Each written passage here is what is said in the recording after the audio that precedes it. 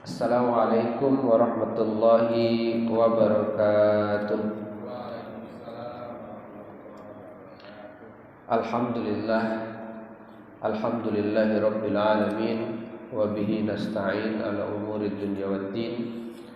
Alhamdulillah alladzi an'ama alaina ni'matil iman wal islam. Ashhadu an la ilaha illallah wahdahu la syarika lah, wa ashhadu anna sayyidana Muhammadan abduhu wa rasuluh sallallahu alaihi wasallam, la nabiyya wa la rasula ba'da, amma ba'du. Alhamdulillah, kita bersyukur kehadiran Allah Subhanahu wa taala. Pagi ini Allah kembali memberikan nikmat kepada kita. Kita bisa sama-sama hadir di masjid yang kita cintai ini. Hadir dalam rangka salat subuh berjamaah. Kemudian kita duduk iktikaf bersama-sama menunggu waktu syuruk. Mudah-mudahan apa yang kita lakukan pagi ini diberikan pahala yang berlipat ganda oleh Allah Subhanahu wa taala. Hendaknya amin ya rabbal alamin. Allahumma shalli ala sayyidina Muhammad wa ala ali sayyidina Muhammad. Kita senantiasa bersalawat kepada baginda Nabi sallallahu alaihi wasallam serta keluarga beliau, para sahabat beliau, dan orang-orang yang senantiasa mengikuti sunnah dan ajaran beliau. Mudah-mudahan kita semuanya yang hadir di masjid ini, anak-anak kita, orang tua kita, nanti di yaumil akhir diberikan syafaat oleh baginda Nabi. Hendaknya amin ya rabbal alamin. Bapak Ibu sidang jemaah subuh yang dimuliakan oleh Allah Subhanahu wa taala, pagi ini tanggal 22 Sya'ban 1445 Hijriah. Sebentar lagi, paling sekitar 1 minggu, kita akan memasuki bulan Ramadan. Mudah-mudahan Allah panjangkan usia, kita bisa maksimal Ramadan tahun ini. Hendaknya amin ya rabbal alamin. Jadi pagi ini kita mau bahas Ramadan atau kita lanjut seperti biasa?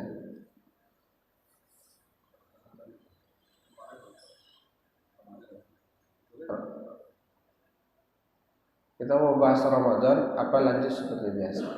Kalau lanjut seperti biasa, maka berarti kita bahas ayat ke-6 dari surat Al-Fatihah. Kita bahas tentang Ramadan. Baik, Bapak Ibu yang dimuliakan oleh Allah Subhanahu wa taala, kita tahu bahwa bulan Ramadan itu bulan yang ditunggu-tunggu, bulan yang sangat diharapkan. Makanya Rasulullah Shallallahu Alaihi Wasallam pernah mengatakan, "Lau ta'lamu ummati ma fi Ramadan." Kalau seandainya umatku tahu apa yang ada pada bulan Ramadan, maka dia latamanna kullu sanati Ramadan. Maka umatku itu pasti berharap setiap tahun itu kalau bisa Ramadan saja. Qad ja'akum sahrul Ramadan sahrul azim sahrul mubarak, begitu hadisnya. Datang kepada kalian bulan yang mulia, bulan Ramadan, bulan yang penuh dengan keberkahan. Bulan yang mana pada bulan itu amalan kita dilipat gandakan oleh Allah Subhanahu wa taala. Amalan yang pada bulan itu pahalanya berlipat ganda, dan dosa kita diampuni. Makanya setiap orang pasti berharap bisa bertemu dengan bulan Ramadan. Cuman masalahnya, banyak di antara kita yang bertemu dengan bulan Ramadan tapi tidak bisa memaksimalkannya sebaik mungkin. Orang yang hanya menganggap Ramadan seperti air yang mengalir berlalu begitu saja, dia tidak bisa maksimalkannya sebaik mungkin. Maka karena itu, yang salah satu agar kita bisa maksimal itu, kita belajar betul tentang bulan Ramadan itu. Maka pagi ini karena katanya mau bahas tentang Ramadan, kita bahas hal-hal yang berkaitan dengan Ramadan. Yang pertama tentu yang perlu kita bahas tentang puasa. Puasa itu bahasa Arabnya siyam. Siyam itu artinya adalah imsak, anisyai, menahan dari apapun, menahan diri, itu yang puasa. Menahan diri, itu disebut puasa. Dari makan, dari minum, dari bercampur dengan istri, dari berbicara, itu dari apa? Asal menahan diri, itu namanya puasa.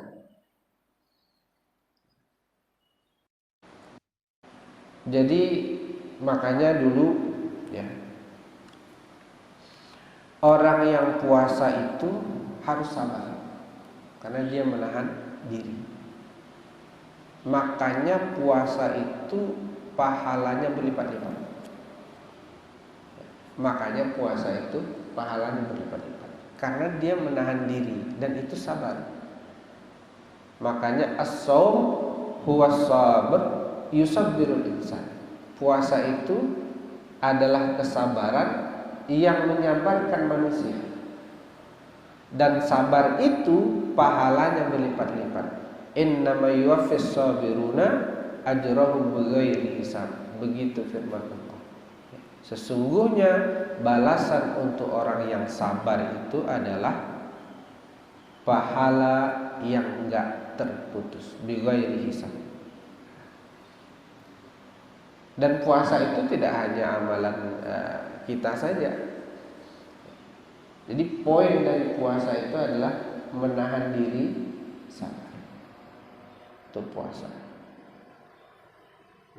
Makanya dulu Sayyidatuna Maryam itu puasa, ibundanya Nabi Isa itu puasa.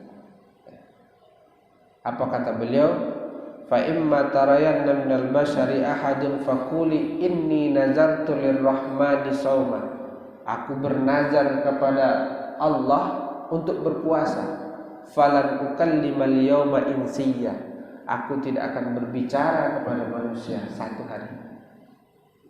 Ditahan dirinya, sabar dia tidak bicara kepada manusia. Itu secara bahasa.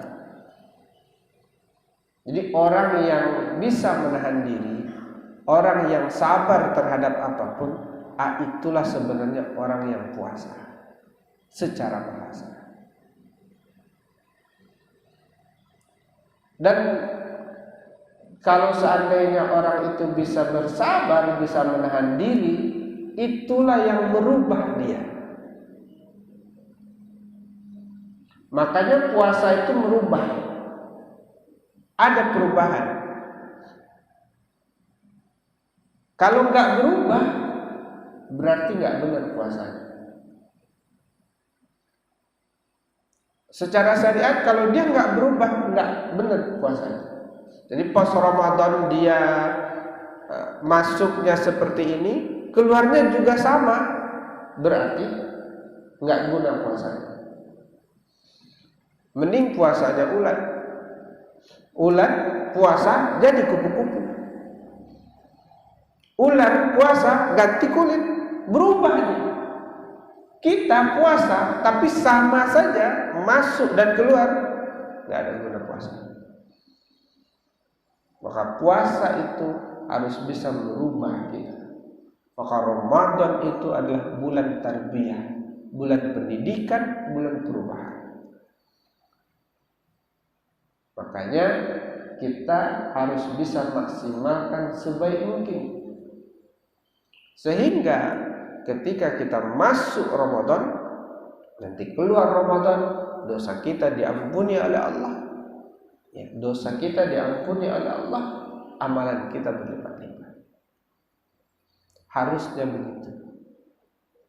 Harusnya begitu. Maka ini harus menjadi perhatian kita.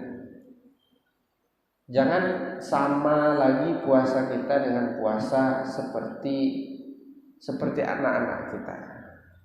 Ya. Jangan sampai puasa kita udah puasa 10 tahun, 20 tahun, 30 tahun, 40 tahun, ada yang udah puasa 40 tahun, tapi sama saja puasanya dengan puasa waktu kecil-kecil dulu. Puasa hanya sekedar menahan dari makan dan minum dan yang membatalkan saja. Kalau hanya seperti itu puasa kita, ya nggak ada guna. Percuma saja. Hanya menjalankan syariat saja. Nah, ini harus kita rubah. Makanya Imam Ghazali itu membagi puasa itu menjadi 3 tingkatan. Puasa awam, puasa orang awam, puasa anak-anak, puasa yang hanya menahan diri dari makan dan minum dan yang membatalkan. Kan puasa anak-anak itu. Apakah kita mau hanya pada tingkatan itu? Hanya sekedar menjalankan syariat saja, melepaskan kewajiban puasa Ramadan, atau naik ke level berikutnya, puasa khas, puasa orang yang khusus, dia menahan diri dari makan dan minum serta membatalkan puasa, plus dia jaga mulut, mata, tangan dan kaki. Atau mau ke level yang lebih atas, puasa khawasul khawas, dia juga tahan hatinya, pikirannya, hanya ikhlas mengharapkan ridho Allah. Puasa litaqarrub ilallah, puasa untuk mendekatkan diri kepada Allah. Litarbiyatil iradah, puasa untuk mendidik kehendak keinginan. Itu yang puasa. Untuk mendekatkan diri kepada Allah, mendidik hawa nafsu, keinginan-keinginan kita. Tahan itu puasa.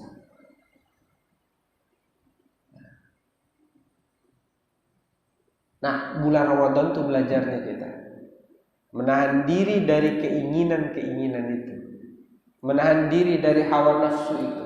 Makanya dikatakan as-shaum limuraqabatillah wa litarbiyatil iradah. Untuk bagaimana kita mendekat kepada Allah Subhanahu wa taala, selalu merasa diperhatikan, selalu merasa diawasi oleh Allah, serta untuk mendidik keinginan, menjaga diri, mendidik kehendak-kehendak kita. Itu yang puasa. Jadi kedepannya mudah-mudahan Ramadan ini kita bisa benar-benar puasa. Puasa yang tidak hanya sekedar menahan makan dan haus saja, tapi puasa yang benar-benar puasa. Menahan makan dan haus, menahan dari yang membatalkan, menahan, menjaga lidah, mata dari apa yang diharamkan oleh Allah, bahkan menjaga hati dan pikiran kita agar hanya dekat dengan Allah.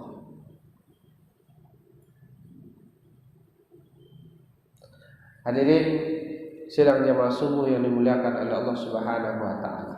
Itu yang puasa.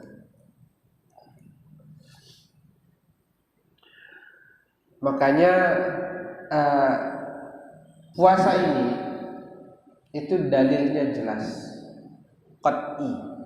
Kalau bahasa usul fikihnya qat'i, nggak ada yang bantah. Jadi landasan hukumnya jelas. Ya ayyuhallazina amanu kutiba alaikumusiyam. Hai orang-orang yang beriman, diwajibkan terhadap kamu puasa. Kalau nggak puasa, dosa besar. Orang yang meninggalkan puasa secara sengaja tanpa alasan yang syar'i, lalu dia ganti 1 hari puasa itu dengan puasa 1000 hari di hari yang lain, kata Imam Syafi'i rahimahullah, puasa 1 hari itu ya pahalanya jauh lebih besar dibandingkan dengan kita puasa 1000 hari di hari yang lain.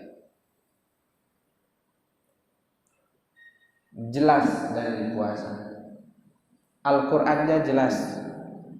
Hadisnya juga jelas. Buniyal Islam ala khamsin. Islam dibangun di atas 5 perkara. Asyhadu an la ilaha illallah wa asyhadu anna Muhammadar Rasulullah. Iqamas shalah wa itaiz zakah wa syiyam Ramadan. Islam itu dibangun di atas 5 perkara. Syahadat, mendirikan salat, membayar zakat, puasa Ramadan. Jadi kalau orang tidak mengakui kewajiban puasa, bukan orang Islam. Maka ini wanti-wanti kepada anak-anak kita. Jangan sampai mereka tidak puasa yang sudah balik tapi. Kalau sudah balik tidak puasa, berdosa, dosa besar. Karena masalahnya anak-anak kita ini kadang sengaja demi mengikuti tren dengan teman, demi ini, ya terutama yang SMA. Anak kita SMA biasanya sudah balik. Balik itu sekarang paling di usia 12-13 tahun. Jadi SMA sudah balik. Nah, kadang keikut-ikut teman, mereka enggak puasa. Batalin puasa, main ke mall. Banyak. Jadi kita harus wanti-wanti. Dan pahala puasa itu luar biasa. Ya. Rasulullah mengatakan, "Man shoma Ramadhana imanan wa ihtisaban, ghufira lahu ma taqaddama min dzambi." Orang yang benar-benar melaksanakan puasa Ramadan dengan penuh keimanan, penuh perhitungan, benar-benar dia jaga dirinya, pahalanya ghufira lahu ma taqaddama min dzambi. Allah ampuni seluruh dosanya yang sudah lalu. Yang benar puasanya. Tapi kalau nggak benar puasanya, ya mau gimana lagi? Orang yang ada perubahannya dan masuk Ramadan, keluar Ramadan berubah. Itu yang benar puasanya. Dan bahkan Allah Subhanahu wa taala menyiapkan satu pintu di surga untuk orang yang benar-benar puasa. Namanya pintu Ar-Rayyan. Orang yang puasa Ramadan dengan benar nanti masuk surga melalui pintu Ar-Rayyan tersebut. Bahkan pahala puasa itu dalam hadisnya Rasulullah SAW mengatakan, "Kullu 'amali ibnu Adam yudha'aful hasanat asyru amsalha ila 700 dhifin." Kata Rasulullah SAW, setiap amal anak Adam dibalas oleh Allah, dilipat gandakan oleh Allah. Satu kebaikan bisa dibalas dengan 10 kebaikan, bahkan sampai 700 kebaikan balasannya. Qala Allah azza wa jalla illa silam, kecuali puasa, kata Allah. Fa innahu li wa ana ajzibi. Sesungguhnya puasa adalah untukku dan aku yang akan membalasnya langsung. Jadi puasa itu balasannya Allah yang balas langsung. Kenapa? Karena yada usahwatahu wa ta'amuhu min ajli. Karena orang yang puasa itu menahan syahwatnya, menahan dari makan dan minumnya karena aku. Makanya dikatakan lis-shaim farhatani, orang yang puasa itu dapat 2 kebahagiaan. Farhatun inda fitrihi, satu kebahagiaan ketika dia berbuka. Farhatun inda liqa'i rabbih, satu kebahagiaan ketika nanti bertemu dengan Allah Subhanahu wa taala. Karena pada saat itu Allah akan membalas, akan memberikan pahala dari puasa. Jadi mari kita maksimalkan, mari kita maksimalkan Ramadan ini, puasa Ramadan ini dengan sebaik-baiknya. Jangan sampai kita menyesal. Kam min sa'imin laisa lahu min siyamihi illa al-ju'i wal atas. Banyak dari orang yang berpuasa tapi enggak dapat apa-apa kecuali haus dan lapar saja. Banyak orang yang melakukan puasa tapi pas selesai Ramadan tidak ada perubahan sedikit pun di dalam dirinya. Maka kita harus wanti-wanti. Bapak Ibu yang dimuliakan oleh Allah Subhanahu wa taala. Nah, sekarang kita bahas tentang fikihnya. Nanti kalau mau ada yang mau ditanyakan boleh. Syarat wajib puasa itu kita juga harus tahu biar paham. Syarat wajib puasa itu paling tidak ada 4. Yang pertama dia Islam. Kalau orang Islam wajib puasa. Yang kedua dia balik. Kalau sudah balik wajib puasa. Anak-anak yang nggak balik nggak wajib puasa. Kalau disuruh puasa itu litarbiyah, untuk pendidikan. Jadi kalau anak kita masih usia 9 tahun, masih usia 8 tahun, kalau mau puasa silahkan. Enggak mampu puasa atau enggak mau puasa enggak apa-apa. Nah, makanya diajarkan, dididik. Kalau di kita biasanya diajarkan setengah hari, enggak masalah. Yang penting dia mau. Tapi kalau sudah balik wajib puasa. Wajib puasa. Jadi kita yang tahu tuh bagaimana balik itu. Balik itu ditentukan oleh orang, anak kita minimal usia 9 tahun, sudah menstruasi bagi perempuan, sudah keluar mani bagi laki-laki. Ini tanya, kamu sudah keluar mani apa belum? Kalau menstruasi ibunya itu pasti tahu, karena dia pasti nanya sama ibunya. Kalau laki-laki kadang nggak ditanya sama bapaknya. Kalau sudah keluar mani itu sudah berubah semuanya.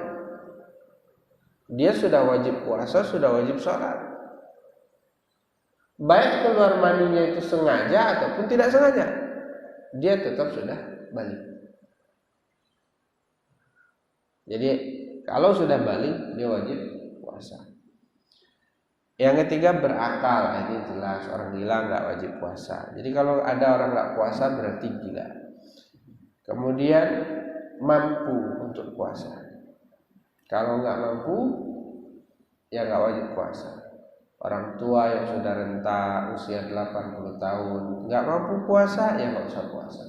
Orang sakit ya, sakit yang mungkin luar biasa nggak mampu puasa ya nggak usah puasa. Jangan dipaksa puasa. Jadi mampu untuk puasa itu merupakan salah satu syarat wajib puasa.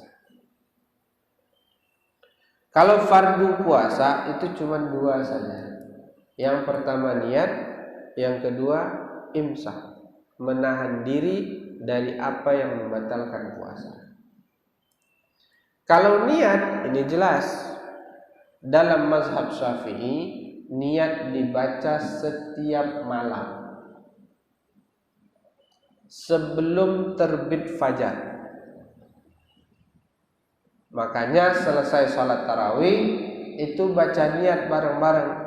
Nawaitu shauma ghadin an adai fardhis syahri ramadhana hadhihi sanati lillahi ta'ala. Harus jelas takyin niatnya. Kalau nggak bisa pakai bahasa Arab, pakai bahasa kita saja. Ya. Aku niat puasa Ramadan. Tahun ini perlu nggak disebut tahun ininya? Menurut para ulama tergantung. Kalau seandainya dia masih ada hutang Ramadan tahun lalu, maka dia wajib pakai kata Ramadan tahun ini. Biar jelas bahwa itu bukan untuk qada. Tapi kalau seandainya dia udah gak punya utang, nggak perlu hadhihi sanati. Tapi kalau mau lengkap bagus. Aku niat puasa Ramadan tahun ini. Nggak bisa juga aku niat puasa, tak, nggak bisa. Harus sebutin Ramadan. Itu namanya ta'yin dalam niat. Jadi harus jelas niatnya. Aku niat puasa Ramadan tahun ini. Dan wajib dibaca setiap malam. Begitu dalam mazhab Syafi'i. Jadi kalau dalam mazhab Syafi'i, kalau seandainya lupa baca niat, ya nggak bisa puasanya. Karena segala sesuatu tergantung kepada niatnya.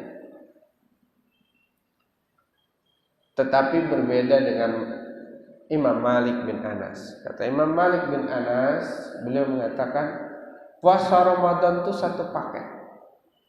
Dari tanggal 1 sampai tanggal 30 itu satu paket. Maka niatnya cukup satu saja di awal Ramadan. Makanya Imam Malik itu mengatakan, dan ini menjadi pendapat mazhab Maliki, niat puasa Ramadan itu satu kali saja, pas di awal. Apa niatnya? Aku niat puasa Ramadan tahun ini selama 1 bulan karena Allah. Karena beliau menganggap puasa Ramadan itu satu paket dari tanggal 1 sampai tanggal 30 atau sampai tanggal 29. Maka bagaimana mengakalinya? Menurut para ulama, kita pakai dua-duanya.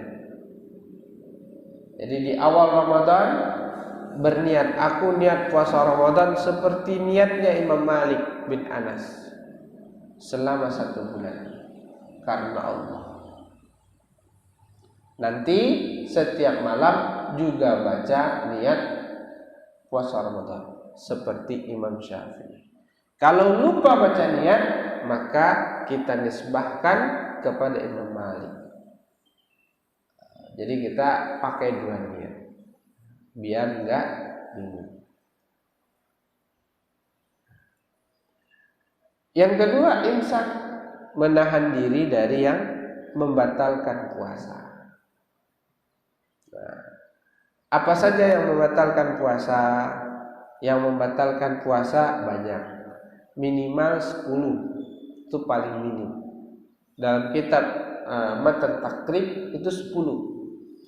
Yang pertama, memasukkan sesuatu secara sengaja ke dalam rongga perut atau kepala. Asal memasukkan sesuatu ke dalam rongga perut itu batal puasa.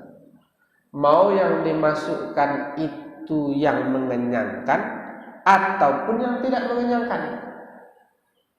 Dimasukkan batu ke dalam perut kita, batal puasa. Asal memasukkan sesuatu batal, walaupun enggak mengenyangkan. Ke dalam rongga dimasukkan batal. Makanya kalau mau bersihkan telinga ketembat umpama, itu harus perhatikan ketembatnya, jangan yang kecil yang bisa masuk sampai ke dalam, batal puasa.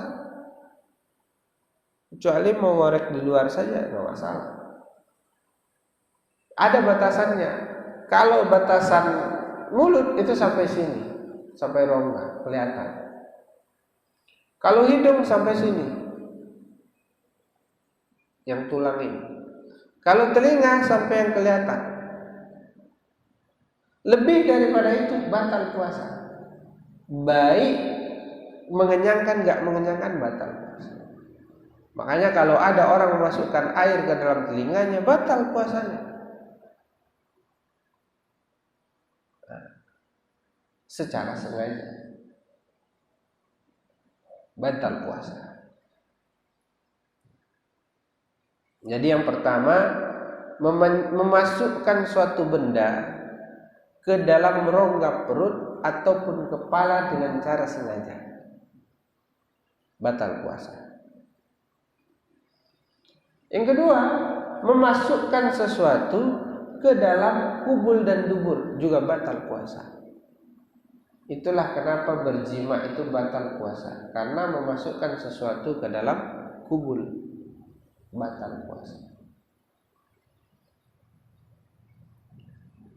Ini hati-hati, karena ada di antara kita yang pas biasanya istinja, dia masukkan jarinya ke dalam duburnya biar lebih bersih. Puasa Ramadan nggak boleh. Memasukkan sesuatu ke dalam dubur, kubul dan dubur, batal puasa.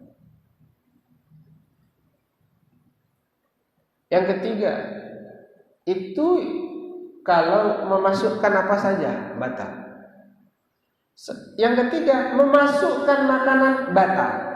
Nah, yang kalau tadi memasukkan apapun, batal. Yang ketiga, itu memasukkan makanan ke dalam tubuh, batal. Baik dengan cara disuntik kah itu, ataupun apalah modelnya.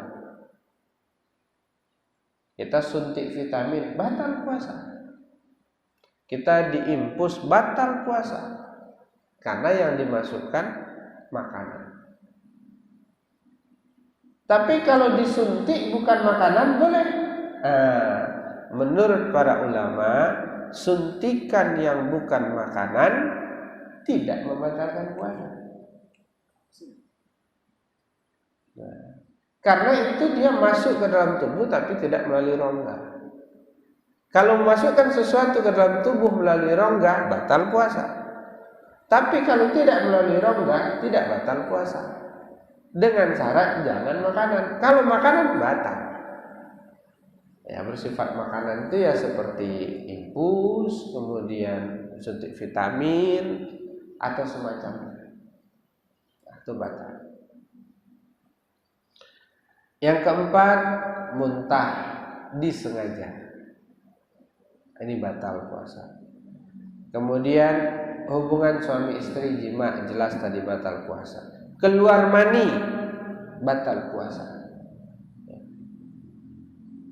Keluar mani yang batal puasa itu karena bersentuhan atau karena tontonan. Jadi kita menonton sesuatu, melihat sesuatu, megang, tersentuh, batal puasa. Makanya meluk istri, keluar mani, batal puasa. Makanya tidak boleh istimta, ya, tidak boleh bermain-main, tidak boleh romantisan kalau seandainya bakal keluar, batal puasa. Tapi kalau seandainya enggak, ya enggak batal. Keluar mani batal puasa. Tapi kalau kita keluar mani karena enggak ngapa-ngapain gitu, batal puasa enggak. Tapi kalau sempat bersentuhan, batal puasa. Maka harus wanti-wanti. Haid, nifas itu untuk perempuan, ya. Pingsan setiap hari mama itu bisa membatalkan puasa. Gila batal puasa, murtad batal puasa. Nah, itu yang membatalkan puasa. Lalu ada sunnah-sunnah puasa. Yang pertama, takjil, menyegerakan berbuka. Tapi maksud takjil itu menyegerakan berbuka di waktunya. Jangan menyegerakan berbuka tidak di waktunya. Belum azan sudah buka. Udah lihat orang-orang dulu. Banyak loh orang-orang dulu, dia kan ngelihat daun. Udah gelap ini, ya kan? Ya udah buka. Padahal kadang-kadang bisa jadi disebabkan karena hujan, karena apalah gitu. Nggak bisa. Zaman sekarang enak, ada jam. Kalau sudah bunyi waktunya, ya udah baru segerakan berbuka. Kalau belum, ya belum. Banyak juga di antara kita yang mikir, ngapain nungguin azan? Yang azan juga pasti buka dulu sebelum azan. kadang-kadang cara pikir yang begitu tuh ya akhirnya ya kalau pas waktunya, kalau enggak. Maka maksud dari takjil itu pastikan. Kalau sudah pasti baru segerakan berbuka. Tapi kalau belum pasti ya jangan. Yang kedua, sunnah puasa itu mentakhirkan makan sahur. Jadi salah satu sunnah puasa itu makan sahur. Jangan sampai kita puasa tapi nggak sahur, walaupun dengan segelas air putih, walaupun dengan 1 biji kurma, itu sudah dihitung sahur. Nah, ambil keberkahan dengan bersahur. Nggak makan nasi nggak apa-apa, yang penting sahur. Dan sunnahnya diakhirkan.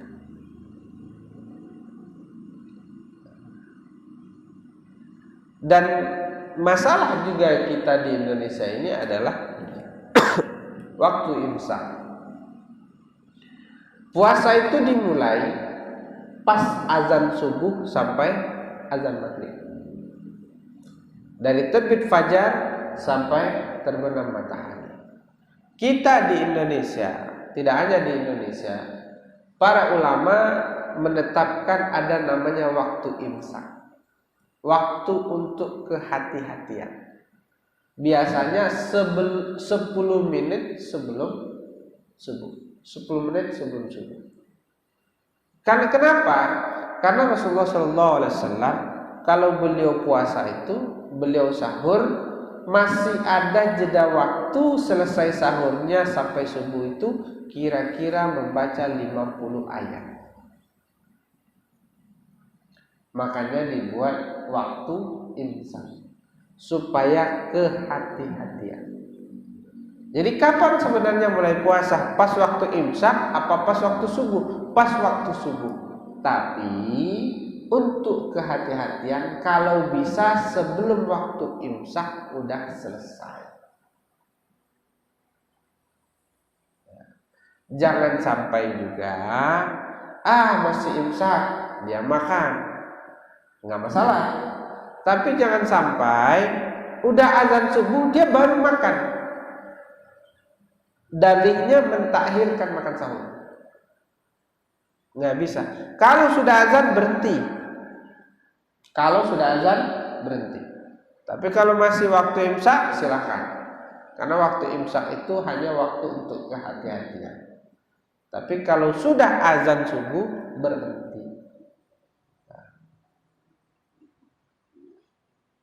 Ini harus kita perhatikan. Yang ketiga, sunnah puasa ini yang paling penting. Apa itu? Menahan diri dari berkata-kata kotor, menjaga penglihatan, menjaga mata, menjaga telinga, menjaga tangan, menjaga mulut, menjaga pikiran, menjaga hati. Kontrol diri. Makanya puasa itu membuat orang menjadi lebih dekat kepada Allah. Litarbiyatil, untuk pendidikan diri. Makanya orang yang benar puasanya merasa selalu dekat dengan Allah. Muraqabatillahnya itu jalan. Itu yang benar-benar puasa. Jadi nggak ada orang puasa tapi dia seharian main game, itu nggak ada. Nggak ada orang puasa tapi dia lihat IG, lihat TikTok, joget-joget, itu nggak ada. Nggak ada orang puasa tapi bacaannya nggak benar, nggak ada. Nggak puasa itu. Yang benar-benar puasa, dia bisa kontrol mata, kontrol diri, kontrol hati, kontrol pikiran, kontrol mulut, kontrol tangan. Makanya kalau seandainya ada orang mencaci maki kita, memfitnah kita, menggunjing kita, bilang saja saya sedang puasa.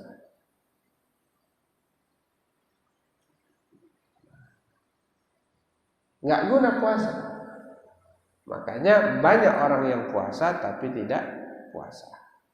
Puasa hanya sekedar untuk melepaskan kewajiban puasa saja. Tapi esensi dari puasa itu tidak dia dapatkan.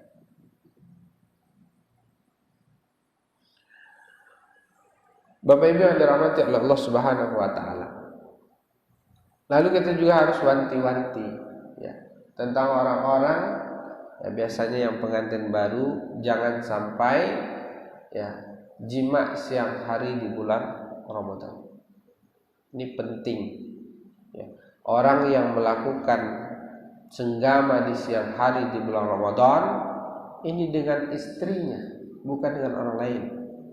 Dengan istrinya saja, maka dia wajib mengqadha puasanya dan wajib bayar kafarat. Dan kafaratnya kita tahu, itqu raqabatin mu'minah, memerdekakan budak perempuan. Sekarang tidak ada budak, maka fasyamu sahraini mutatabi'in, puasa 2 bulan berturut-turut. Nah, jadi wanti-wanti jangan sampai cukup malam saja, jangan sampai siang hari Ramadan melakukan jima. Orang yang meninggal, man mata wa alaihi siyam min Ramadan at'amu anhu likulli yaumin muddun. Barang siapa yang meninggal tapi dia punya kewajiban puasa, maka ahli warisnya wajib membayarkan fidyah untuknya 1 hari 1 mud. Jadi ada orang istri lah punya utang puasa 2 bulan, maka kalau dia meninggal yang 2 bulan ini wajib dikeluarkan 1 hari 1 mud. Kita pas Ramadan nggak puasa kemarin 10 hari karena sakit, tiba-tiba di luar Ramadan Syawal meninggal, maka 10 hari ini wajib dibayarkan oleh ahli waris 1 hari 1 mud. 1 mud itu kira-kira 342 gram makanan pokok. Ya kalau paling enak itu 1 porsi makanan kita. Ya, kalau biasa makanannya 25.000 berarti 1 hari 25.000. Nanti dibayarkan kepada fakir miskin. Ini qaulul jadidnya Imam Syafi'i. Kalau dulu qaulul qadimnya Imam Syafi'i. Jadi Imam Syafi'i itu punya 2 pendapat. Ada yang disebut dengan qaulul qadim, ada yang disebut dengan qaulul jadid. Qaulul qadim itu ketika dulu beliau berada di Irak. Qaulul qadimnya Imam Syafi'i, orang kalau ada kewajiban puasa meninggal, maka ahli warisnya wajib mengganti puasanya dengan puasa. Maka dulu ada istilah ahli warisnya harus puasa menggantikan yang meninggal. Ada pendapat begitu, itu qaulul qadimnya Imam Syafi'i. Tapi ketika Imam Syafi'i pindah ke Mesir, beliau rubah pendapatnya tadi. Kata beliau, tidak perlu ahli waris menggantikan puasanya dengan puasa, tetapi ahli waris wajib menggantikan puasa itu dengan membayar fidyah. Orang tua yang sudah tua, yang tidak mungkin untuk mampu berpuasa, maka dia juga wajib membayar fidyah 1 hari 1 mud sama. Orang yang sakit yang tidak mungkin untuk sembuh juga sama, bayar fidyah 1 hari 1 mud. Wanita hamil dan wanita menyusui, al-hamil wal murdi, orang hamil dan orang menyusui, kalau seandainya dia takut terjadi sesuatu kepada dirinya, maka dia wajib mengqadha puasanya. Boleh enggak puasa tapi wajib qadha. Tapi orang hamil dan menyusui, kalau takut terjadi sesuatu kepada dirinya dan anaknya, maka dia wajib qadha dan wajib bayar fidyah. Qadha untuk dirinya, fidyah untuk anaknya.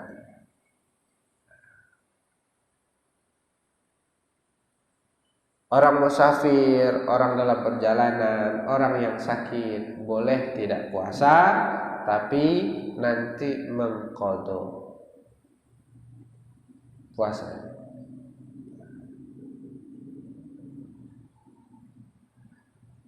Terus bagaimana dengan musafir yang musafirnya tidak mengalami kesulitan atau kesukaran? Menurut para ulama, yang paling afdol itu kalau perjalanannya itu tidak sulit. Kalau sekarang kan nggak sulit lah. Ya, kita mau ke Semarang tinggal naik pesawat, mau ke Semarang tinggal naik mobil, tinggal tidur. Ya, maka afdolnya kalau tidak ada kesulitan, orang yang musafir itu tetap afdol puasa. Kalau tidak ada kesulitan. Tapi kalau ada kesulitan, umpamanya dia yang nyetir, terus kalau seandainya dia puasa bakal ngantuk dan lain sebagainya, nggak apa-apa, nggak puasa. Tapi kalau seandainya ya, tidak akan berpengaruh, tidak akan sukar, tidak akan mengalami kesulitan, maka dia tetap afdol berpuasa, orang yang musafir.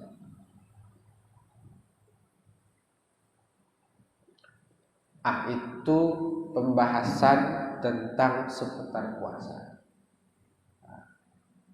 Sebenarnya masih banyak. Ya.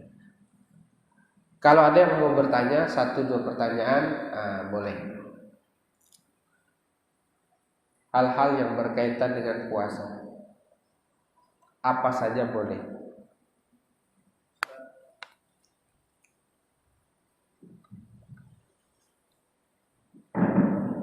Ya, mau bertanya ya tentang kalau pekerja kasar seperti ya penggali parit, yaitu yang memerlukan tenaga besar. Nah itu bagaimana kalau dia berpuasa, ini akan berakibat dia tidak akan kuat bekerja, dan bisa-bisa kalau dia tidak kuat bekerja mungkin dia bisa aja jadi dipecat begitu. Nah itu bagaimana Pak Ustadz? Ini pertanyaan sering sekali ditanyakan. Bagaimana dengan pekerja kasar yang gali-gali kabel, ya, yang di jalan, yang kadang waktu kerjanya 24 jam, ada target, nggak puasa gimana? Makanya bulan Sya'ban ini Pak, ada 4 amalan utamanya. Yang pertama siam, untuk melatih diri dari puasa pas nanti Ramadan. Yang kedua as-shalah, sholawat. Jadi 4 shot kalau dalam kata Imam Jabir Al-Baghdadi itu 4 shot. Yang pertama tadi siam, puasa. Jadi bulan Sya'ban itu amalannya puasa. Kemudian as-shalah, sholawat, karena Sya'ban itu bulanku kata Rasulullah. Yang ketiga as-safa, membersihkan diri. Yang keempat sedekah, bersedekah. Jadi bulan Sya'ban itu salah satu amalan utamanya adalah bersedekah. Kenapa? Makanya orang dulu itu biasanya bayar zakat itu di 3 bulan. Sya'ban, Ramadan, sama Muharram. Yang paling banyak itu di bulan Sya'ban. Kenapa? Dia ingin orang yang bekerja kasar itu bisa puasa pas Ramadan. Jadi dia keluarkan zakatnya di bulan Sya'ban sehingga orang-orang ini nggak perlu untuk bekerja. Itu orang dulu. Jadi orang dulu tuh sengaja tuh bayar zakat di bulan Sya'ban. Jadi dari Sya'ban ke Sya'ban. Kan ada orang dari Sya'ban ke Sya'ban, ada yang dari Ramadan ke Ramadan, ada yang dari Muharram ke Muharram bayar zakatnya. Nah, kebanyakan itu biasanya dari Sya'ban ke Sya'ban. Tujuannya apa? Agar yang bekerja kasar, agar yang kesulitan itu dia bisa maksimal puasa. Makanya pertanyaan itu seharusnya nggak ada. Pertanyaannya itu bagaimana kita membuat orang-orang yang bekerja kasar itu mereka bisa fokus ibadah pas Ramadan. Tapi kalau ditanya apakah sah puasa atau boleh nggak mereka tidak puasa, maka jawabannya adalah silahkan puasa semampunya. Kalau nggak mampu ya sudah, nggak ada lagi ya. Kan puasa itu bagi yang mampu. Tapi kalau nggak mampu ya sudah. Tapi mampu itu kan relatif, betul mampu itu relatif. Tergantung kepada orangnya, tergantung kepada kekuatan. Tapi usahakan ya, jangan sampai nggak puasa.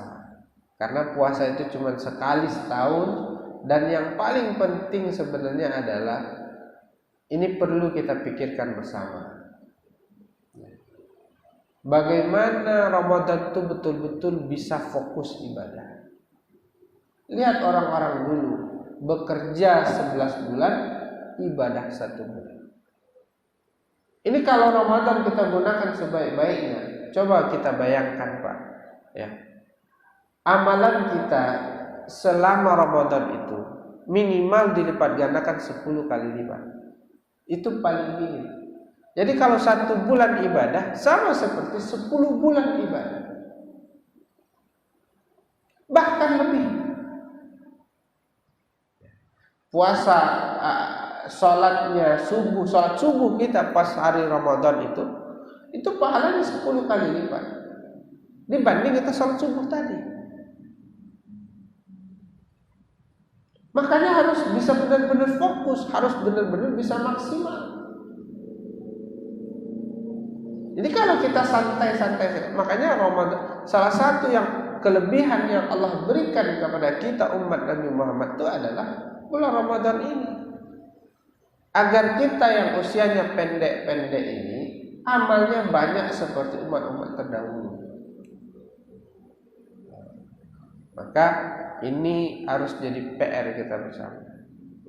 Bagaimana pekerja-pekerja kasar itu kalau bisa pas Ramadan dia bisa ibadah. Walaupun kalau secara syariatnya kalau seandainya dia nggak mampu ya sudah. Tapi masalah mampu nggak mampu itu memang relatif, agak tergantung kepada orang. Karena masalahnya juga berkaitan dengan nafkah, juga berkaitan dengan yang lain-lain. Nah, jadi ini mestinya jadi pikiran dari orang-orang yang berduit, dari orang-orang yang kaya, bagaimana membantu orang-orang yang susah sehingga pas Ramadan mereka bisa fokus ibadah.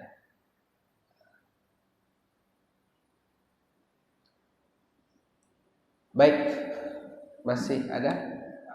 Ya, silakan.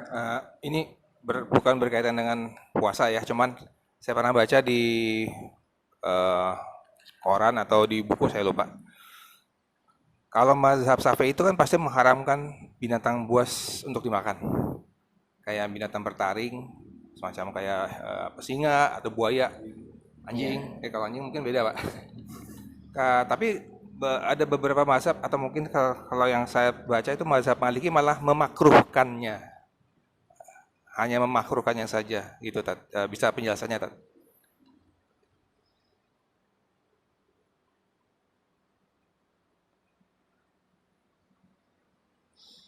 Memakan binatang buas atau bertaring.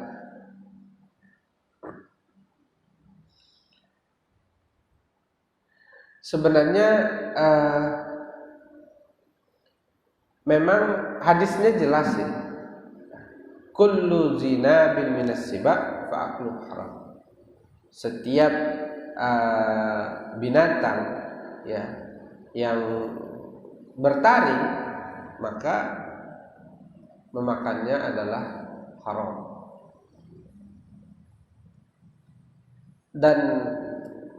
Dan ini menjadi pendapat dalam mazhab di dalam mazhab Syafi'i. Tapi masalah kenapa Imam Maliki ya tidak tidak mengharamkan, masalahnya itu sebenarnya di dalil, Pak. Jadi masalah dalil itu ada yang diperselisihkan, ada yang tidak diperselisihkan. Kalau dalilnya qat'i, nah qat'i itu nanti ada dua juga, ada qat'i subut, ada qat'i dilalah, itu kajian usul fikih. Jadi kalau dalilnya qat'i Al-Quran, itu nggak ada yang bantah. Kalau dalilnya hadis mutawatir, itu nggak akan ada perselisihan. Masalahnya hadis yang dipakai untuk mengharamkan binatang buas itu bukan hadis mutawatir, bukan Al-Quran. Makanya diperselisihkan. Yang jelas yang diharamkan secara mutlak oleh seluruh mazhab itu yang ada di dalam Al-Quran. Apa aja? Hurrima alaikumul maitata, bangkai, waddama, darah, walahmal khinzir, daging babi yang disembelih bukan atas nama Allah, yang tercekik, yang terpukul, yang jatuh dari tempat yang tinggi, yang diterkam binatang buas tapi sempat disembelih atas nama Allah, boleh deh. Itu yang qat'i, karena berasal dari Al-Quran. Tapi kalau dalil-dalil kayak yang saya bacakan tadi, ya setiap binatang yang bertaring, kemudian aklu haram, itu hadis tapi bukan pada tingkatan mutawatir. Nah, jadi makanya kemudian diperselisihkan oleh para ulama. Berbeda pendapat itu biasa saja dalam dunia fikih. Seperti memelihara anjing bagi mazhab Maliki boleh, bagi mazhab Syafi'i nggak boleh. Bagi mazhab Syafi'i bolehnya itu pun kalau untuk satu keperluan dan ditaruh di tempat yang jauh, tidak boleh 40 sampai 50 meter dari rumah. Ditaruh di kebun boleh. Tapi kalau dalam mazhab Maliki justru ditaruh di rumah boleh sebagai penjaga. Jadi agak berbeda. Makanya dulu salah satu rektor UIN itu sangat terkenal, ya, Prof. Nasrun Harun itu beliau setiap pagi 3 headernya itu keliling UIN Ciputat. Ya. Profesor Harun Nasution itu 3 itu. Anjingnya besar. Jadi karena beliau menganggap bahwa ya biasa saja gitu. Biasa saja. Bahkan dalam mazhab Maliki boleh-boleh saja gitu. Memelihara anjing biasa aja. Bahkan nyium anjing biasa aja. Berbeda dengan mazhab Syafi'i. Nah, jadi dan terjadinya perbedaan itu biasa saja. Betul kalau dalam mazhab Maliki bahwa binatang buas ya bertaring sekalipun, ya, kalau sempat dipotong atas nama Allah boleh dimakan. Tapi kalau dalam mazhab Syafi'i nggak boleh. Ya, umpamanya apa ya yang buas di sini yang boleh dimakan? Yang mungkin ya makanya kera umpama Ya, itu dalam mazhab Maliki boleh dimakan, tapi dalam mazhab Syafi'i nggak boleh dimakan. Jadi ya begitu. Ular juga dalam mazhab Maliki boleh dimakan, tapi kalau di mazhab Syafi'i nggak boleh dimakan. Makanya ya tergantung keadaan. Gitu kira-kira. Kalau ikhtilaf puasa antar mazhab itu apa aja ya, Ustaz? Ikhtilaf. Jadi menurut ini dia boleh puasa nih, misalkan kayak mungkin apa imsak gitu ya. Misalkan Syafi'i bilang imsak itu nggak boleh, misalkan. Kalau apa namanya Maliki, oh boleh seperti itu. Nah, apakah ada ikhtilaf lainnya? Ikhtilaf puasa itu biasanya hanya pada masalah niat, itu memang agak berbeda. Mazhab Maliki hanya 1 kali saja. Kalau Syafi'i setiap malam. Kemudian apalagi perbedaan? Tidak, kalau puasa tidak banyak perbedaan. Paling nanti perbedaannya di zakat fitrah. Kemudian ya hanya sekedar itu. Jadi kalau puasa tidak banyak perbedaan. Oh ya, Tat, kalau ngerokok itu batal nggak sih, Tat? Kan dia nggak masuk ke rongga perut, tapi ke paru-paru. Merokok batal nggak? Tadi jelas memasukkan sesuatu ke dalam rongga dengan sengaja batal. Walaupun dia rongganya paru-paru bukan perut. Iya, memasukkan sesuatu ke dalam rongga batal. Batasannya kalau hidung sampai sini, kalau ngerokok dia asap saya sampai sini nggak apa-apa. Tapi nggak kalau mulut kan sampai sini. Jadi dia ngerokok terus keluarin lagi. Jadi nggak diisep. Dan ada rasanya. Ada rasanya. Kalau minyak kayu putih itu lain. Dia lebih ke wanginya, bukan menghirup ininya. Berbeda antara menghisap rokok dengan menghisap minyak kayu putih. Kalau mau rokok ya udah merokok juga ini maunya gitu. Ya udah buat aja api unggun terus gini aja gitu. Kopi.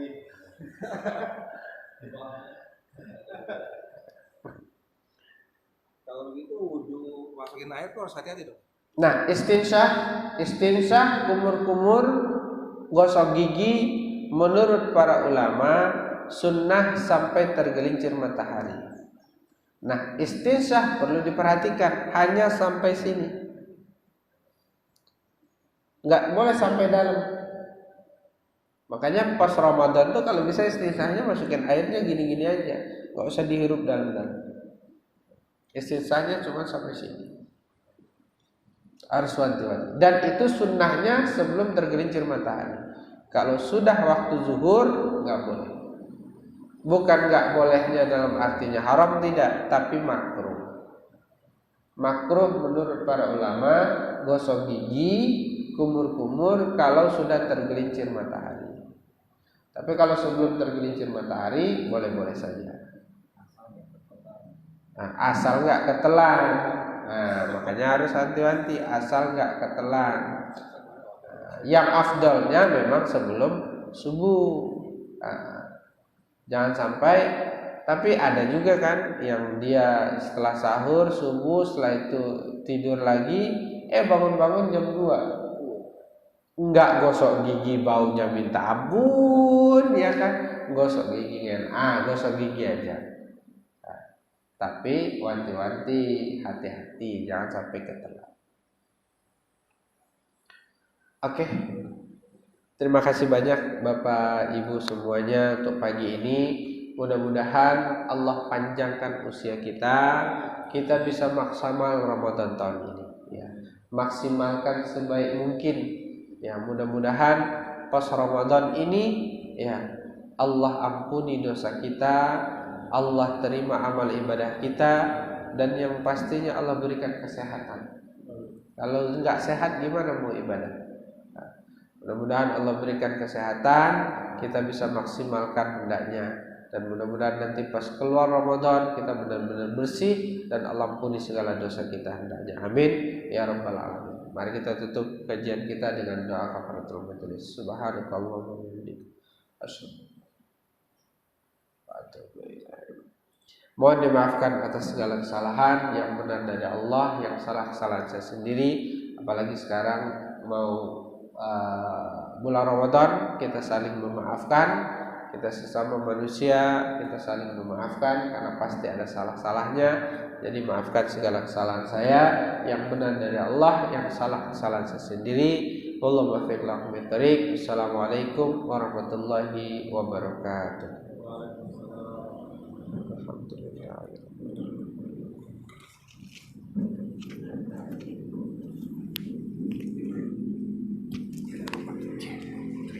Nanti saya minta filenya ya Pak. Kalau udah jadi ya, kalau belum jadi gue soalnya.